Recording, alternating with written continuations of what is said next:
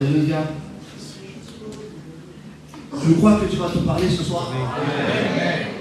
En tout cas, ça serait dommage que tu viennes jusqu'ici, que tu pries, que tu écoutes les cantiques, que tu chantes les cantiques, tu participes aux cantiques, et que tu repartes chez toi en disant, j'ai passé un bon moment, il a bien chanté le frère, la soeur, elle a bien prié, et que Dieu ne t'ait pas parlé. Parce que le plus important, c'est la parole de Dieu. Quand on vient ici, les frères et sœurs, on vient chercher quelque chose de Dieu. Quand les gens venaient à Jésus, cela importait peu le besoin de Jésus. La femme qui avait un besoin, elle, qui était malade depuis 12 ans, vous croyez qu'elle s'est dit, elle, mais si Jésus est, est-ce qu'il est disponible? Est-ce qu'il peut le faire? Peut-être que je vais le déranger. Peut-être que je ne vais pas le déranger. Et elle lui portava eso. Ça lui importait peu ça. Elle regardait son besoin. Vous croyez que Bartimée l'aveugle, quand il a entendu que Jésus passait par là, tu crois qu'il va dire, non, je ne vais pas le déranger à Jésus. Déjalo, il passe par là, je ne vais pas le déranger. Non, il a regardé son besoin. J'ai besoin, j'acclame à Jésus. Alléluia. Et ce soir, ne te prive pas. Amen. Réjouis-toi dans la présence de Dieu. Alléluia. Jésus est là pour bénir. Jésus est là pour relever. Jésus est là pour t'encourager. Jésus est là pour te relever. Amen. Alléluia. On va prendre la parole brisée, le mot brisé. Ce mot, pour certains, veut dire beaucoup de choses, et d'autres, peut-être que ça ne veut pas dire grand-chose. Le mot brisé, si on prend des autres mots qui lui ressemblent, mais qui ne s'écrivent pas de la même manière, ce qu'on appelle les synonymes, on peut dire abîmer, ou broyer, ou casser, démolir, pulvériser. Et selon la Bible, les frères et sœurs, la Bible nous dit, on peut avoir le cœur brisé. C'est la vérité. Alors, qu'est-ce qui peut briser un cœur ce soir? On ne parle pas au niveau des choses de Dieu, mais au niveau des choses qui peuvent nous arriver. Parce que la Bible dit, ma parole n'est pas comme un marteau qui brise le roc. C'est vrai, la parole de Dieu peut briser ton cœur. Mais si elle le brise, elle le fait pour une bonne chose. Mais quand là, ce soir, on prend ce mot brisé, on va le prendre du côté négatif. Qu'est-ce qui peut briser un cœur? La maladie peut briser un cœur. La perte de notre chair. Quand on parle mal de toi aussi. Les mauvaises nouvelles. Quand on est perdu. Quand on est perdu. Quand on est perdu. À le dernier. Un divorce peut briser le cœur. Les agissements des personnes qui nous entourent, les amis, la famille. D'ailleurs, c'est dit, bon, j'ai confiance en 100% avec cette personne. Et puis cette personne, elle t'a fait un tort. Involontairement ou volontairement, peu importe. Et ça te brise, ça te fait du mal. Et peut-être que ce soir, il y a un cœur brisé. Par n'importe quelle manière. Mais je t'invite à lire ce psaume qui dit, dans Psaume 147, au verset 2. L'Éternel rebâtit Jérusalem, il rassemble les exilés d'Israël, il guérit ceux qui ont le cœur brisé et il pense leurs blessures. Amen. Le mot penser, c'est quand on met un pansement, vous savez? C'est ça, c'est pas penser, réfléchir. C'est quand on met le Seigneur guérit. Donc l'Éternel rebâtit Jérusalem, il rassemble les exilés, il guérit ceux qui ont le cœur brisé et il pense leurs blessures. Ton cœur est brisé et il n'a pas besoin ni du monde, ni les voyages, ni la voiture, ni ce que tu veux. Il n'a ni besoin du diable. Ce soir, je vais être un peu cru. Il n'a pas besoin que tu ailles voir les médiums, les marabouts, les voyants. Il n'a pas besoin de ça, ton cœur. Ton cœur n'a pas besoin ni de l'argent, mais ton cœur a besoin d'être guéri. C'est ce que dit la Bible. Il guérit ceux qui ont le cœur brisé. Ceux qui ont le cœur brisé ont besoin d'une guérison. Alléluia. Ne t'habitue pas à avoir ton cœur comme ça. Il y a des personnes qui s'habituent. Il y a des personnes qui, en étant annoncées, ils ont une douleur, Et la douleur, elle est tout le temps là. Et à un moment donné, c'est pas qu'il la sente plus, elle est toujours là, mais il s'habitue à la douleur. Et ils vivent avec la douleur. Et tous les jours, ils se lèvent, et ils ne s'en rendent même plus compte, elle est là, la douleur. Ça fait toujours mal, mais elle est là. Ne t'habitue pas à avoir un cœur brisé. C'est pas ça que Dieu veut pour toi. De toute façon, c'est comme ça, ma vie elle est comme ça, je suis malheureux, je suis né pas malheureux, je dois mourir malheureux. Non, Dieu ne veut pas ça pour toi. Dieu veut ton bonheur. Alléluia. Jésus est celui qui veut guérir ton cœur. Alléluia. C'est lui qui veut le guérir. Vous savez qu'il y a un verset qui dira comme ça dans Luc au chapitre 4, verset 18. Et c'est Jésus qui rentre dans une synagogue, et j'aimerais que vous compreniez le contexte. Jésus, à l'époque de Jésus, donc au 1er siècle, la Bible telle qu'on l'a aujourd'hui avec les pages et tout ça, ça n'existait pas. Vous avez bien compris. Ça, c'est arrivé à l'époque de Gutenberg, à 1400 hier, un peu plus du Moyen-Âge. Mais à l'époque de Jésus, ça n'existait pas, ça, les marchands de journaux, l'imprimerie, tout ça, ça n'existait pas. C'était ce qu'on appelait les scribes qui écrivaient à la main. Donc, quand Jésus rentre dans la synagogue, et que la Bible dit comme cela, qu'on lui donna le rouleau du livre d'Ésaïe, on lui donne un rouleau, comme ça. Et Jésus le déroule. Et quand il déroule le rouleau, c'est pas ça, C'est un rouleau qui mesure, je crois, 7 mètres et 3 ou 4 mètres de large. Imaginez un peu le rouleau. Ça veut dire que tout ce qui est marqué dans le livre d'Ésaïe, par chapitre, Jésus l'avait en un seul tronçon, et il n'y avait pas de verset, il n'y avait pas de chapitre. Tout était d'un seul trait. Et maintenant, la Bible dit comme cela. Un verset juste un peu plus, il va dire, et en lui ramenant le rouleau du prophète Ésaïe, donc Jésus est dans la synagogue, et il prend la parole, et il va dérouler le rouleau, et la Bible dit, et il va tomber sur l'endroit où il est écrit, l'Esprit, alléluia. C'est pas un hasard ça. Que nous on prenne la Bible et qu'on dise, bon là c'est l'Ancien Testament, Dieu va me parler, mais là c'est l'Ancien Testament, pour ceux que c'est des lecteurs de la Bible. Au milieu, vers les milieux, c'est les psaumes, vers là c'est l'évangile de Matthieu, vers là c'est l'Apocalypse, c'est des fois annoncé de dire, parle-moi Seigneur, il est tellement compliqué. On prend les versets, mais Dieu parle comme il veut, tantôt d'une manière, tantôt d'une autre. Alléluia. Et là, la Bible dit que Jésus trouva l'endroit. Il est tombé sur l'endroit où il est écrit, l'Esprit du Seigneur est sur moi, parce qu'il m'a oint pour annoncer une bonne nouvelle aux pauvres. Ah, ça tombe bien, je suis pauvre, moi. Eh bien, je vais voir la bonne nouvelle. Ça tombe bien, tu es pauvre, on ne parle pas de richesse, on parle de spirituel. On n'a rien, quand on n'a pas Jésus, on est pauvre spirituellement, on n'a rien. Pauvre, ça ne veut pas dire que tu as un petit peu et que tu... Non, c'est pas rien. On est pauvre. Mais quand on vient à Christ, alléluia, on reçoit la bonne nouvelle. Jésus nous donne cette bonne nouvelle et il nous enrichit des choses de Dieu. Béni ton Seigneur. Et il va dire, parce qu'il m'a oint pour annoncer une bonne nouvelle aux pauvres, il m'a envoyé. Vous avez noté qu'il dit c'est il m'a oint. Il m'a oint pourquoi? Pour annoncer. Le seul qui pouvait commencer à annoncer la bonne nouvelle, c'était Jésus, pas d'autre. Les prophètes n'ont pas annoncé la bonne nouvelle parce qu'ils ne pouvaient pas l'accomplir. Ils annonçaient simplement la venue du Messie. Mais Jésus, il pouvait annoncer la bonne nouvelle. Alléluia. Il m'a oint pour annoncer la bonne nouvelle, mais par contre, Dieu disait, il m'a envoyé. Alléluia.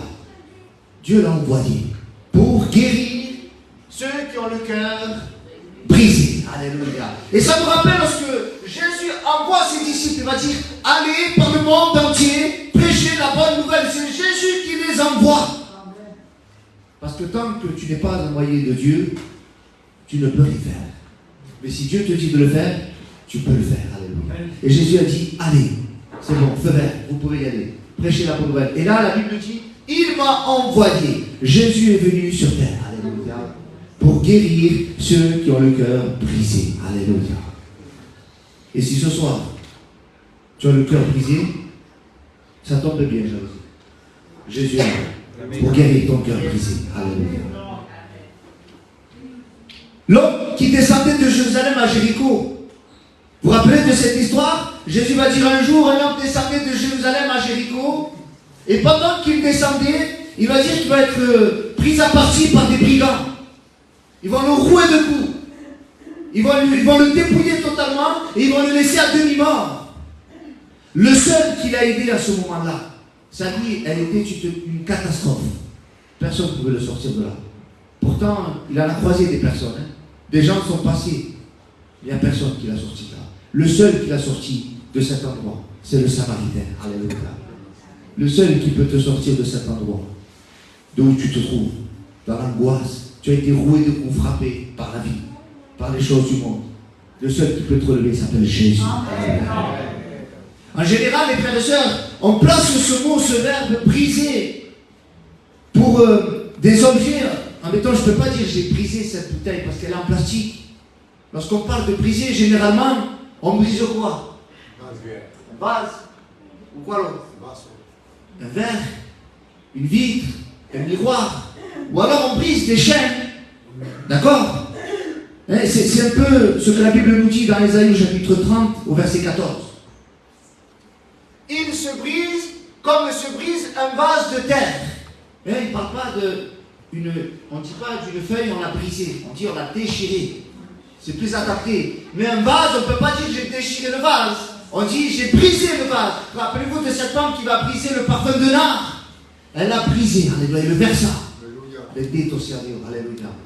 Donc, on a compris que ce mot briser, on l'utilise pour le vase, mais aussi pour les chaînes. Lorsque, rappelez-vous, cet homme qui est possédé, dans Marc au chapitre 5, au verset 4, il y a un homme qui était possédé par le diable, ou je veux même par les démons. Et la Bible dit, car souvent, il avait eu les fers aux pieds et avait été lié de chaînes.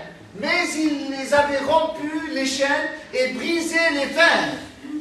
Et personne n'avait la force de le dompter. Et je me suis arrêté sur ce mot. Personne n'avait la force de le dompter. Quelqu'un qui est possédé par les démons, il ne peut pas être dompté. Il ne peut pas être géré. Il ne peut pas être contrôlé. Mais quand Jésus est venu, il a changé toutes choses. Il a dit à l'esprit de sortir. Et l'esprit impur n'a pas le choix. C'est pas est-ce que tu as le choix. Non, il doit sortir. Toi, tu as le choix d'être sauvé ou perdu. Le démon, lui, n'a pas le choix. Quand Jésus donne un ordre, il doit sortir. Alléluia. Et là, il va dire que personne ne pouvait le dompter, mais Jésus l'a libéré et l'a ramené, alléluia, à la raison et l'a sauvé. Donc on note qu'un vase, on peut le briser, un verre, on peut le briser, une vitre, on peut le briser, mais est-ce qu'on peut le réparer, ça, quand c'est brisé? On prend un verre, on tire au suelo, et il se brise. Est-ce que moi je peux prendre les morceaux et le recoller, ces petits morceaux? À la limite, s'il est pendu, on peut le recoller. Hein, souvent, on peut le recoller et après on voit toujours la fissure. Mais un miroir qui est brisé, on ne peut pas le recoller, on ne peut pas le reconstituer, c'est foutu. Une vitre brisée, hein, les femmes qui ont des tables avec la vitre, le verre là, ça vous est déjà arrivé de casser le verre? Est-ce que tu l'as dit à Marie, comprends la colle et tu le recolles, hein? Tu ne peux pas. Tu dois changer la vitre. Pour nous, ça nous parle le pare-brise. Hein, quand il se brise le pare-brise, hein, quand il y a un impact. On appelle Carglass, ils mettent l'adhésif. Mais quand il se brise, il commence à se fissurer. On ne peut pas le réparer, il faut le changer, ça. Mais ton cœur, ce soir, il est brisé. Il n'y a personne qui peut le réparer. Le seul qui peut le faire, c'est Jésus. Amen. Et tu veux savoir comment il fait? Il ne prend pas ton cœur et le reconstitue. Non, il ne fait pas ça. Ton cœur qui est brisé, il le change. Parce que quand tu n'as pas Jésus dans ton cœur, tu as un cœur brisé. Tu as un cœur qui est en 1000 morceaux. Et il n'y a personne qui peut le reconstruire, ça. Et Jésus, ce qu'il fait, lui, eh bien, c'est de changer ton cœur. Ce soir, j'aimerais qu'un cœur soit changé. J'aimerais qu'un cœur ce soir passe des ténèbres à son admirable lumière. J'aimerais ce soir que le Seigneur fasse qu'un cœur qui n'arrive plus à s'en sortir, qui ne sait plus d'où aller lui donner de la tête, puisse donner son cœur à Christ. Alléluia. Vous allez comprendre cet exemple que je vais vous dire. Ça vous est déjà arrivé, ça, de rencontrer des personnes, ou créer grandir avec une personne, et tu connais la personne, elle est gentille, elle a le même caractère que toi, tu t'entends bien avec cette personne, et puis le temps passe, et les chemins se croisent pour X raisons, parce que toi tu as déménagé, ou parce que tu t'es marié, lui il s'est marié, il travaille là-bas, et après vous vous séparez, et après, quelques années après, vous vous revoyez. Ça vous est pas déjà arrivé de dire, physiquement c'est la même personne, mais son cœur il a totalement changé. Ça vous est pas déjà arrivé ça de dire, Tu imagines un peu, moi j'ai grandi avec lui. C'était pas un voleur, c'était pas un méchant garçon, ou c'était pas une méchante fille. Et pour une raison, on ne sait pas. On le retrouve des années après, il est devenu méchant. Méchant. Il fait ci, il fait ça. Tu sais pourquoi? Parce qu'il y a certainement eu un événement, quelque chose qui s'est passé dans sa vie, et que toi tu ne sais pas. Et comme il a eu le cœur brisé, il s'est dit, je ne vais plus me laisser avoir. Je vais changer mon cœur, je vais changer mon caractère. Avant j'étais trop gentil, maintenant c'est fini, je deviens dur, je deviens méchant, je fais ci, je fais cela. Mais à la base, vous prenez n'importe qui, le plus méchant de tous les hommes. À la base c'est un bébé qui prend un biberon, qui boit, c'est tout. Comment qu'après il devient une personne méchante? Comment qu'après il devient un dictateur? Qu'après il gouverne un pays qui devient méchant? C'est parce qu'il y a certainement eu des événements qui ont fait que. Alors après il est devenu comme ça. Et qu'est-ce que je veux te dire par là? Jésus, lui, quand il voit que ton cœur est brisé, quand il le change, c'est pas pour le changer pour que tu deviennes plus méchant, ou plus méfiant, ou plus dur, ou quoi.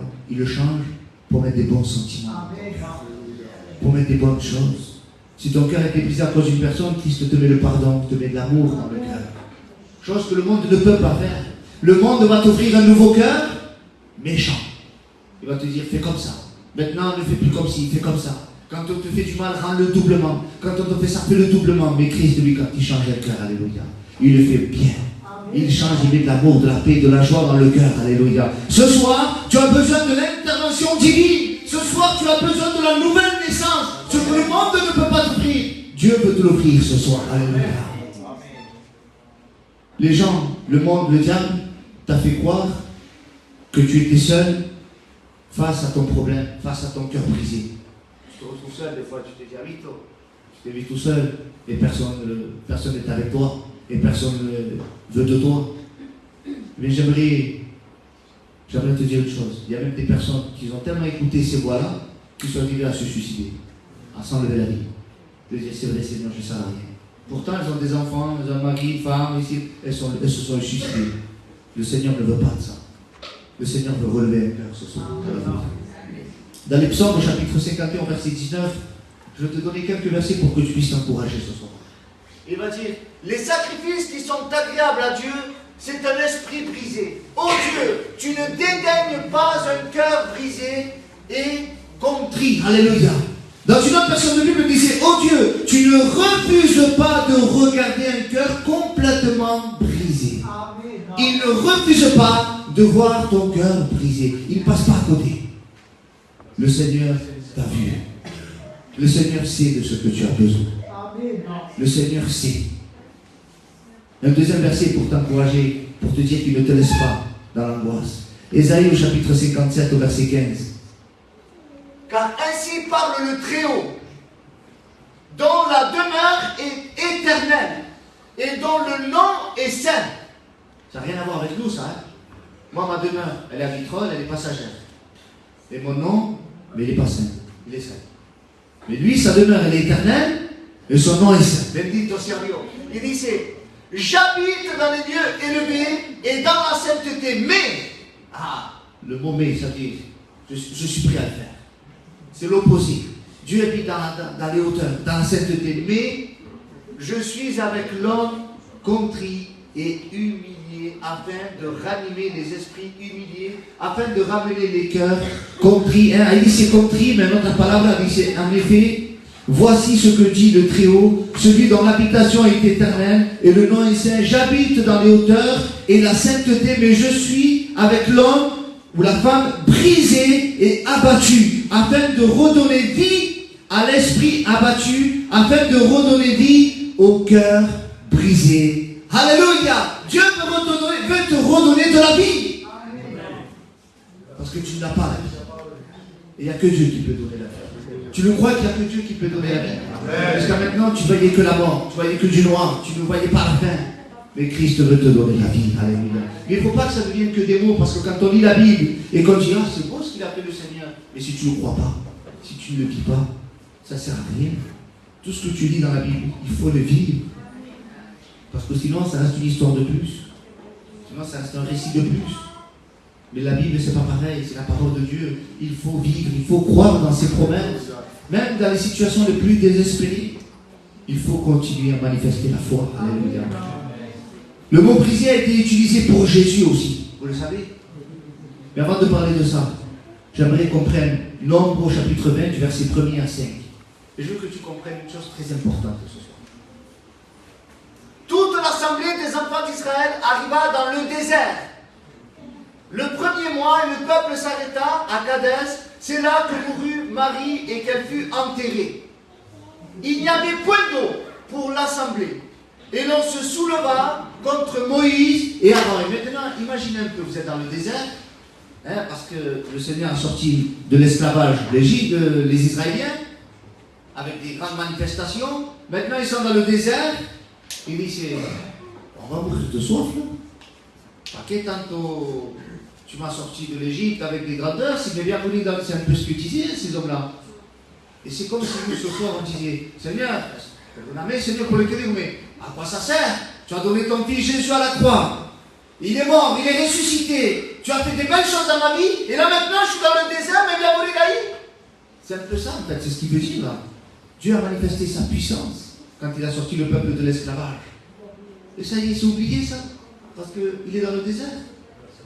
Ça y est, on l'a oublié, ça. Que Dieu nous a sortis des ténèbres. On est des oubliés. Voilà. J'oublie toujours. Ah, parce que je n'ai pas eu ce que je voulais. Ah, parce que je n'ai pas obtenu ce que je voulais, donc j'oublie ce que le Seigneur a fait. Alors ces hommes-là, va dire, qu'ils vont faire quelque chose, ils vont se soulever contre Moïse et Aaron. Se soulever, ça veut dire qu'ils vont se révolter. Ils vont s'énerver, ils vont se fâcher contre eux. Quand on passe dans le moment désertique comme ça, on est prêt à s'en prendre même à tous. Aux frères, aux sœurs, aux pasteurs, aux anciens. Parce que sous prétexte que tu as souffert dans le désert, sous prétexte que tu le passes mal, sous prétexte que tu as des problèmes, sous prétexte que tu as l'impression que tu en veux à la terre entière. Mais c'est pas ça que Dieu te demande ce soir. Réveille-toi, Dieu te demande d'activer ta foi. Dieu te demande encore de la foi, encore de croire dans la présence de Dieu. Alléluia. Ne désespère pas. Alors ces hommes-là vont dire à un moment donné, le peuple chercha querelle à Moïse. Et ils dirent, que n'avons-nous expiré quand nos frères expirèrent devant l'Éternel? Ça veut dire, pourquoi on n'est pas morts nous aussi? Pourquoi avez-vous fait venir l'assemblée de l'Éternel dans ce désert? Pour que nous mourions aussi et notre bétail. À qui servait tant observation?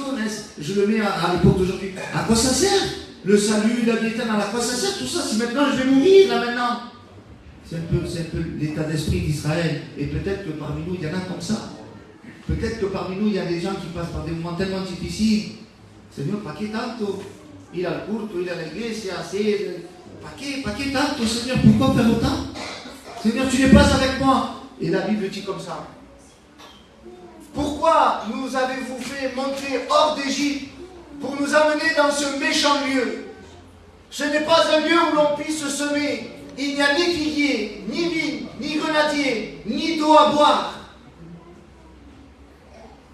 C'est le 5 celui-là, peut-être. C'est le dernier celui-là? Ouais. Donc vous avez compris, dans le désespoir qu'ils étaient, Israël, ils sortent de l'esclavage. Et comment ils sont sortis de l'esclavage? Avec ce soir, comment ça lié? Dégoûté? Con pena? Oh, dommage, on va quitter l'Égypte.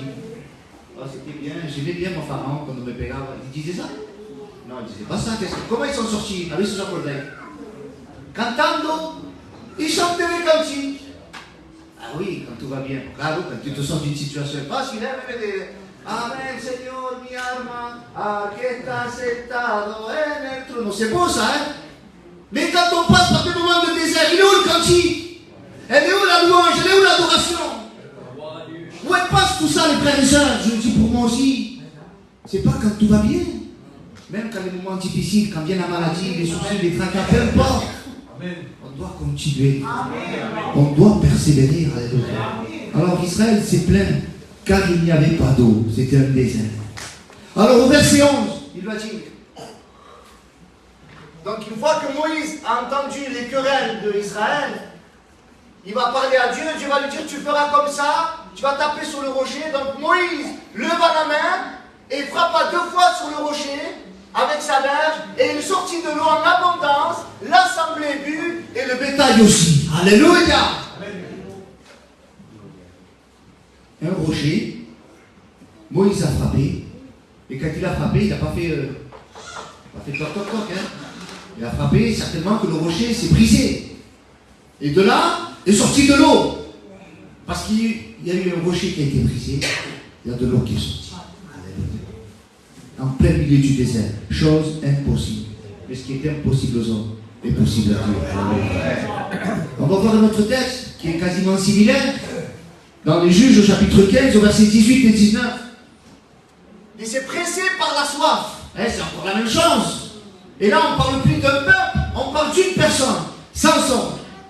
Samson invoqua l'Éternel et dit, c'est toi qui as permis par la main de ton serviteur cette grande délivrance. Parce que grâce à Samson, Israël était en sécurité. Et lui le reconnaît. Il dit, et maintenant, mourrai-je de soif et tomberai-je entre les mains des incirconcis? Tantôt délivrance, tantôt cause, tantôt libération, paquet à Ola. Je vais tomber entre les mains des inconvertis. Je vais retourner dans le monde, c'est ça? Et regardez ce que va dire. Et Dieu fendit la cavité du rocher qui est à l'Échi, et il en sortit de l'eau. Samson but, son esprit se ranima, et il reprit vie. C'est de là qu'on appela cette source à Corée. Il existe encore aujourd'hui à l'Échi. Alléluia. Quand il a bu Samson, son esprit a repris vie. Je sais que tu passes par un désert. Et Dieu le sait que tu passes par un désert. Dieu le sait que tu passes par des moments difficiles. Et il faut que tu puisses briser ce rocher pour que tu puisses boire de l'eau. Et quel est ce rocher? Jésus est le rocher qui nous donne la vie. Maintenant, on va voir lorsque Jésus est à la croix. Vous voulez voir quand Jésus est à la croix? Il y a un élément qui s'est passé spécial. Il y a peut-être un élément que tu l'as lu plusieurs fois et il m'a caillé. Matthieu chapitre 27, à partir du verset 50. Jésus poussa de nouveau un grand cri et rendit l'esprit. Ça, c'est quand il est à la croix. Il pousse un grand cri, et tant qu'il ne dit pas, Père, entre tes mains je remets mon esprit, c'est personne qui lui enlève la vie. C'est Jésus qui la donne. Amen. Au verset 51, et voici, il y a une succession d'événements qui va se passer.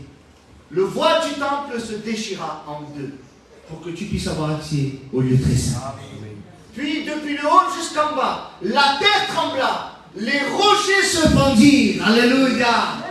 Il y a eu cet événement que les rochers sont partis au sangloto. Ils se sont brisés lorsque Jésus est mort. Mais tu sais pourquoi lorsque Jésus est mort, il y a eu ces rochers qui se sont fendus. C'était une image pour que tu puisses prendre de l'eau à la terre et puisses boire cette eau vive. La Bible dit dans Ésaïe au chapitre 53 au verset 10.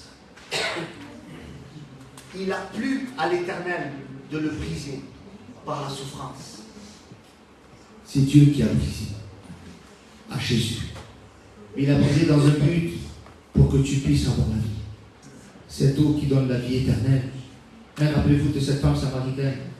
Jésus dit, si tu bois encore de cette eau du puits, si tu bois encore de cette eau, tu as bu, ben dans quelques minutes tu auras encore soif. C'est normal, c'est l'eau du monde. Mais Jésus te propose une eau qui jaillit jusqu'à la vie éternelle. Et c'est ce que tu as besoin ce soir. Qui voudrait boire de cette eau? Je crois qu'on en a tous besoin, les frères. Je crois qu'on a tous besoin. Vous savez comment on trouve cette eau? En priant. Et en s'approchant du rocher qui est Christ. Voulez-vous qu'on prie le Seigneur ensemble? Si tu as vraiment soif, voilà, si tu n'as pas soif, laisse les yeux ouverts et tu regardes un peu en haut. Mais laisse que les autres qui ont soif prient le Seigneur. Laisse ceux qui ont faim et soif de sa présence se remplir de sa présence avec nous. Ce soir, Dieu t'a parlé. Il ne te reste qu'une chose à faire. Prie, demande à Dieu. Je le répète, si tu n'as pas soif, ne prie pas. Mais ne dérange pas celui qui veut prier, qui a soif.